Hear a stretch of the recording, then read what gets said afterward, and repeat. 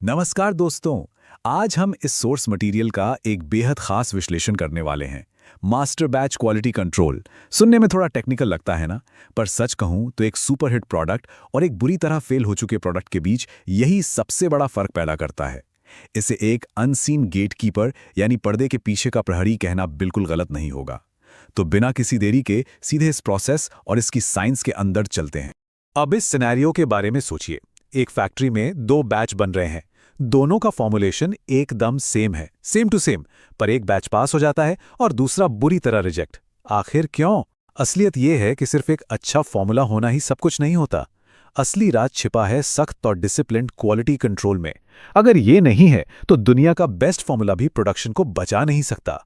तो चलिए फटाफट देखते हैं आज की इस चर्चा का रोड मैप क्या रहेगा। पहला, क्वालिटी कंट्रोल का असली उद्देश्य। दूसरा, रॉ मटेरियल का निरीक्षण। तीसरा, जरूरी मास्टर बैच टेस्ट्स। चौथा, बैच रिलीज प्रोसेस। और आखिर में कंप्लेंट एनालिसिस और रेजोल्यूशन। सबसे पहले आते हैं हमारे पहले पॉइंट पर, क्वालिटी कंट्रोल का उद्देश्य, यानी ये इतना जरूरी क्यों है। देखिए, क्यूसी का मतलब सिर्फ फैक्ट्री के एग्जिट गेट पर खड़े होकर किसी प्रोडक्ट को पास या रिजेक्ट करना नहीं होता। इसके 4 मेन पिलर्स हैं। हर बैच में सेम क्वालिटी यानी कंसिस्टेंसी बनाए रखना, कस्टमर की स्ट्रिक्ट स्पेसिफिकेशंस को पूरा करना, प्रोडक्शन प्रोसेस को स्टेबल रखना और सबसे जरूरी, कंप्लेंट्स को आने से पहले ही रोक देना। ये चारों मिलकर किसी भी ब्रांड की रेप्यूटेशन बनाते हैं। Precaution is always better than cure, है ना। अब बढ़ते हैं दूसरे स्टेप पर, रॉ मटेरियल का निरीक्षण। असली इन्वेस्टिगेशन भारी मशीन्स चालू होने से पहले ही शुरू हो जाती है। यहां एक बहुत ही सिंपल सा पर गोल्डन रूल अप्लाई होता है। अगर आपका रॉ मटेरियल ही खराब है तो फाइनल मास्टर बैच अच्छा नहीं बन सकता। अगर फाउंडेशन ही वीक है तो बिल्डिंग तो गिरेगी ही, चाहे आप कितनी भी एडवांस्ड मशीन्स क्यों ना यूज कर लें। और यही वजह है कि हर एक रॉ मटेरियल की कड़ी चेकिंग होती है। पॉलीमर्स के लिए मेल्ट फ्लो इंडेक्स, मॉइस्चर और कंटैमिनेशन चेक होता है। पिगमेंट्स में शेड, स्ट्रेंथ, उनका डिस्पर्जन और हीट स्टेबिलिटी देखी जाती है, क्योंकि टेम्परेचर के साथ रंग बदलना एक आम प्रॉब्लम है। एडिटिव्स के केस में उनकी अपीयरेंस, बैच नंबर और शेल्फ लाइफ को रिगरसली वेरीफाई किया जाता है। ये सारे चेक्स क्यूसी की पहली और सबसे मजबूत दीवार हैं। अब आते हैं फेज 3 पर, जरूरी मास्टर बैच टेस्ट्स। ये वो जगह है जहां असली साइंटिफिक जांच होती है। तो मेल्ट फ्लो इंडेक्स यानी एमएफआई इतना मैटर क्यों करता है? इसे ऐसे समझिए, हाई एमएफआई वाला पॉलीमर आसानी से फ्लो करता है, जो पतली दीवार वाले यानी थिन वॉल प्रोडक्ट्स के लिए एकदम परफेक्ट है। वहीं लो एमएफआई फ्लो होने में थोड़ा सख्त होता है, पर यह मोटे प्रोडक्ट्स को जबरदस्त स्ट्रेंथ देता है। अगर मटेरियल का एमएफआई कस्टमर की एग्जैक्ट रिक्वायरमेंट से मैच नहीं किया तो प्रोसेसिंग फेल होना तय है। एमएफआई के बाद सबसे बड़ा फैक्टर है रंग, और यहां एक बड़ी टेक्निकल टर्म आती है, डेल्टा ई यानी कलर डिफरेंस। ये एक स्पेक्ट्रोफोटोमीटर मैट्रिक है जो नंबर्स के थ्रू बताता है कि स्टैंडर्ड और आपके नए सैंपल के रंग में कितना अंतर है। पर यहां एक कैच है, सिर्फ मशीन की रीडिंग्स पर ब्लाइंड ट्रस्ट नहीं किया जा सकता। इन साइंटिफिक नंबर्स को हमेशा एक इंसानी आंख से किए गए फाइनल विजुअल इंस्पेक्शन के साथ क्रॉस चेक करना ही पड़ता है। और विजुअल चेक इतना जरूरी क्यों है?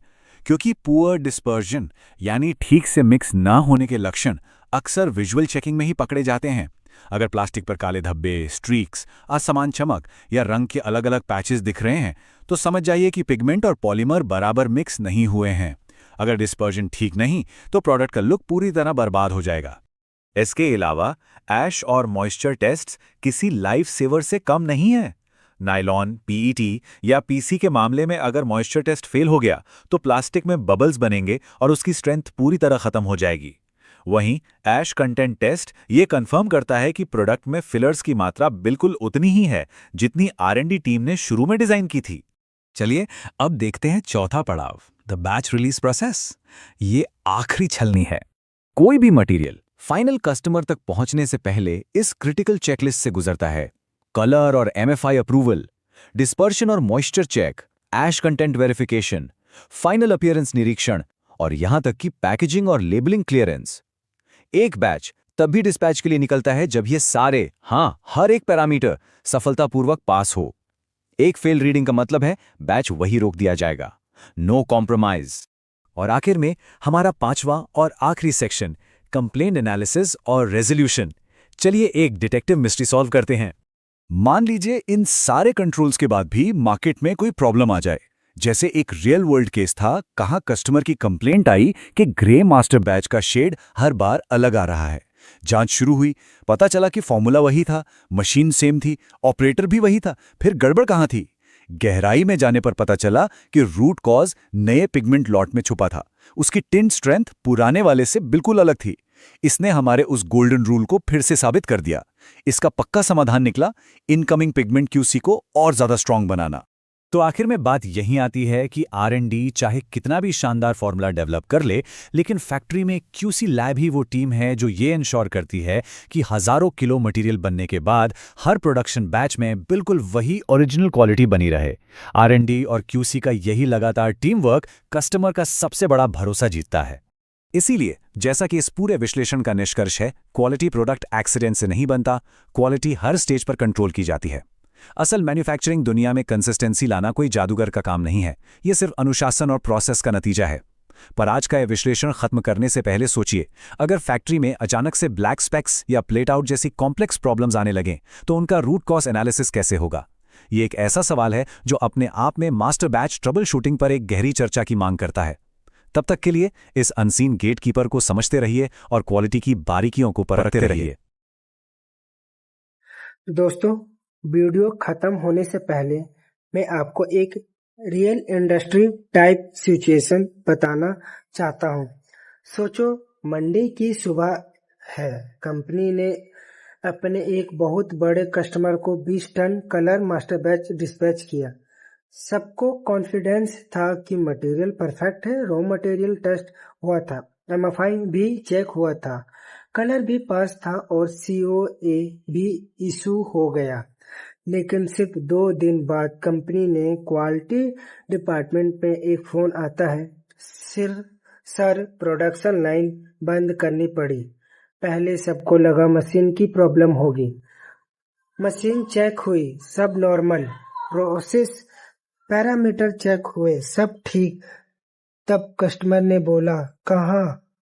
जब हमने मास्टर बैच यूज किया तो शेड हर लोट में चेंज हो रहा था, लेकिन कहीं कलर डार्क था, कहीं लाइट, कुछ प्रोडक्ट में ब्लैक डॉट्स आ रहे थे, सरफेस स्मूथ नहीं थी और फाइनल प्रोडक्ट रिजेक्ट हो गया। अब सोचिए, एक कस्टमर कंप्लेंट सिर्फ कंप्लेंट नहीं होती, उसके पीछे होते हैं production loss, machine down time, raw material waste, operator का एक्स्ट्रा टाइम, कस्टमर का ट्रस्ट लूज होना और कभी कभी क्रॉस का बिजनेस भी चला जाता है। अभी असली इन्वेस्ट शुरू होती है। सबसे पहले रॉ मटेरियल टेस्टिंग दोबारा होती है। क्या पिगमेंट की स्ट्रेंथ सेम थी? क्या TI2 का बैच चेंज हो गया था? क्या पॉलीमर का MFI प्रीवियस लोड से डिफरेंट था? क्या मॉइस्चर कंट्रोल सही था? उसके बाद डिस्पर्सन टेस्ट किया जाता है।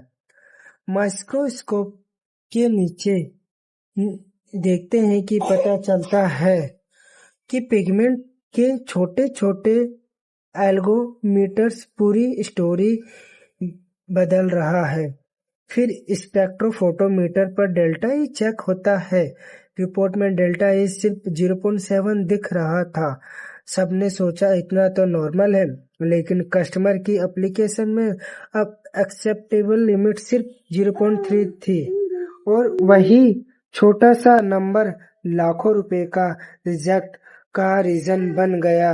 अब सवाल यह है, गलती QC इंजीनियर की थी, प्रोडक्शन की थी, R&D की थी, क्या रॉ मटेरियल सप्लायर की, या फिर प्रॉब्लम कहीं और थी जैसे किसी ने नोटिस ही नहीं किया? इसी तरह रियल इंडस्ट्री कैसे क्वालिटी इंजीनियर को सिर्फ टेस्टिंग नहीं बल्कि डिटेक्टिव बना देते हैं, और इसी वजह से मास्टर बैच क्वालिटी कंट्रोल सिर्फ MFI डिस्पर्सन या डेल्टा ई तक लिमिटेड नहीं है। यह कंप्लेन प्रोसेस है जहां हर रिपोर्ट, हर सैंपल और हर ऑब्जर्वेशन एक क्लू होता है। और एंगल एपिसोड में हम एग्जैक्टली इसी तरह का एक real customer complaint case solve करेंगे। मैं आपको स्टेप बाय स्टेप दिखाऊंगा कि इंडस्ट्री में रूट कॉज एनालाइज कैसे की जाती है, कैसे 5 व्हाई एनालाइज यूज होता है, कैसे क्यूसी प्रोडक्शन और R&D मिलकर प्रॉब्लम सॉल्व करते हैं और कैसे एक छोटी सी मिस्टेक पूरी प्रोडक्शन लाइन रोक देती है। अगर आप प्लास्टिक इंडस्ट्री में करियर बनाना चाहते हैं, क्यूसी इंजीनियर बनना चाहते हैं, R&D में जाना चाहते हैं या मास्टर बैच टेक्नोलॉजी को इंडस्ट्री लेवल पर समझना चाहते हैं तो सिर्फ नेक्स्ट वीडियो बिल्कुल मिस मत करना, क्योंकि अगली वीडियो में हम सिर्फ थ्योरी नहीं पढ़ेंगे, हम एक रियल इंडस्ट्री केस को की तरह सॉल्व करेंगे। मिलते हैं नेक्स्ट एपिसोड में। Until then keep learning, keep testing and remember, plastic industry में क्वालिटी कभी एक्सीडेंट से नहीं आती, क्वालिटी हमेशा साइंस और डिसिप्लिन से बनती है।